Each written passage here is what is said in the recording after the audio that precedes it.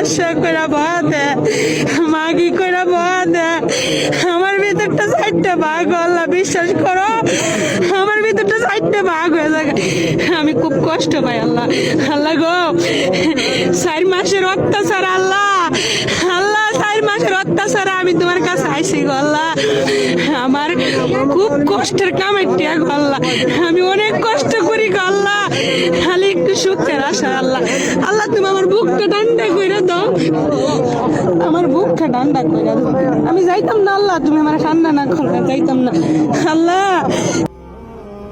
বাঙালি মেয়েরা অনেক আবেগী এবং অনেক বোকা, সহজ সরল। পুরুষের মিষ্টি কথা তারা সহজে পটে যায়।